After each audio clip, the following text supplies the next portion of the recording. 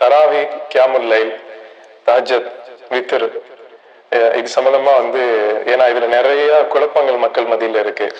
குழப்பங்கள்னா நான் அந்த அந்த தொழுகையை பத்தி உள்ள விளக்கத்தை நீங்க சுருக்கமா சொன்னீங்கன்னா அது எல்லாரும் புரிஞ்சுக்கிட்டு அமல் செய்யறதுக்கு இன்ஷா அல்லாஹ் நல்ல ஒரு வாய்ப்பா இருக்கும். இதுல மக்கள் தான் ஒரு சிலர் இல்ல மாஷா அல்லாஹ் ரொம்ப குழப்பி வச்சிருக்கிறாங்க.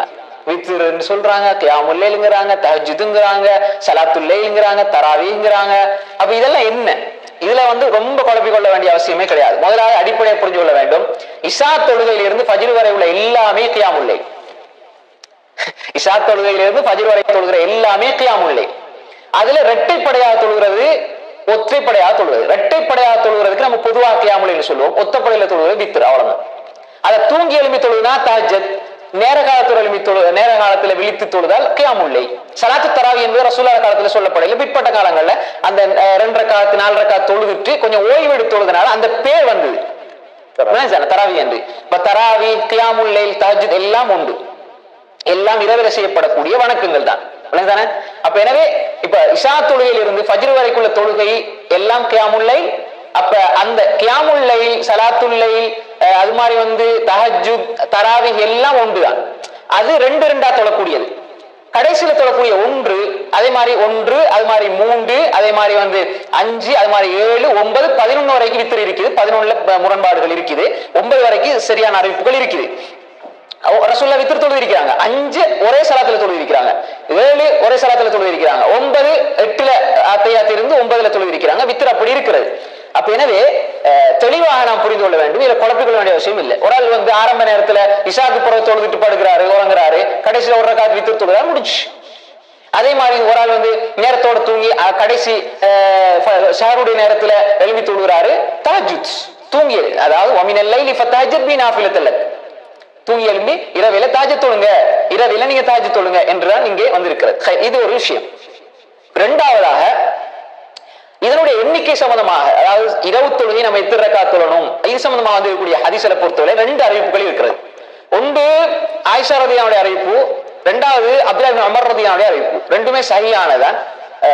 ஒன்று ஆயிஷா ரலியல்லாஹு சொன்னாங்க, ரசூல் ஸல்லல்லாஹு அலைஹி வஸல்லம் ரமலான் அல்லாத காலங்கள்ல 11ஐ விட அதிகமாக தொழவில்லை என்ற கருத்து சொல்றாங்க. அப்ப இந்த ஹதீஸ் ரசூலுல்லாஹ்வுடைய தொழுகை இத்தனைதான் என்று வரையறுத்து இதுக்கு உள்ளதான் தொழணும் என்று சொல்லி வரக்கூடிய ஹதீஸ் அல்ல.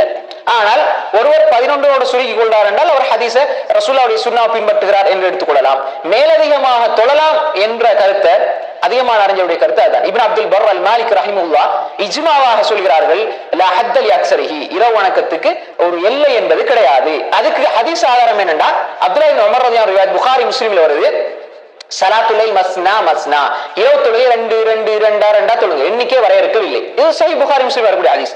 2 2 2 தொழுங்க. ஃபைதா கஷிய அஹதுக்கும் சுபஹ, யாராவது உங்களில் ஒரு தொழுகை சுபஹை பயந்தால் ஃபல்யூத்திர் பிரகா வாஹிதா தூத்திர் லஹு மகத் ஸல்லா, அவர் தொழுக ஒன்றுக்கு வித்ராக ஒன்றே ஆக்கிக் கொள்ளுங்கள். இதுதான் ரசூலுல்லாஹ் காட்டின வழிமுறை.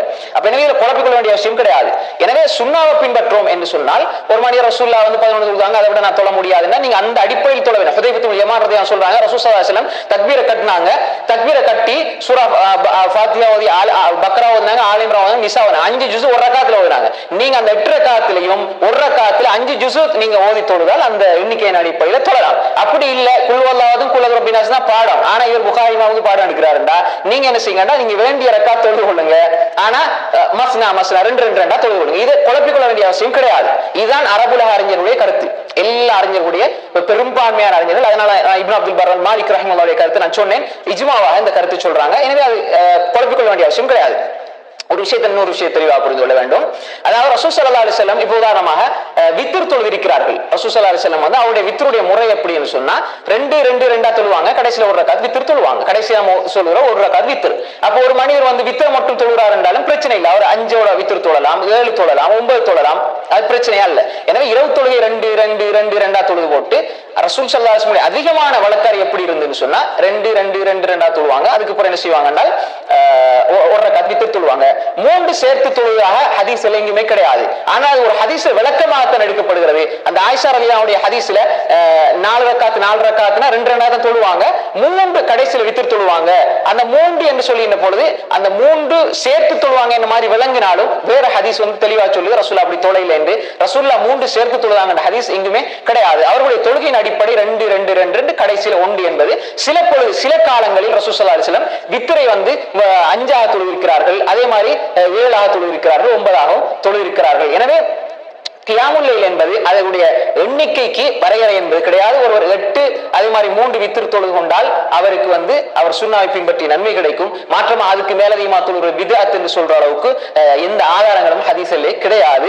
அதே மாதிரி வந்து நமக்கு முடியுமான அளவு 2-2-2 தொழுது கொள்ள வேண்டும். இல்ல நான் ரசூலுல்லாஹ் தொழுத மாதிரி வந்து 8-3 தான் தொழுவேன் என்று சொன்னா நீங்க சூரத்துல் பக்ரா எடுங்க, அதே மாதிரி ஆல இம்ரான், அதே மாதிரி நிசா, மாயிதா இதுகளை ஓதி நம்ம நீண்ட நேரமாக தொழ வேண்டும். அதுவும் தப்பு கிடையாது.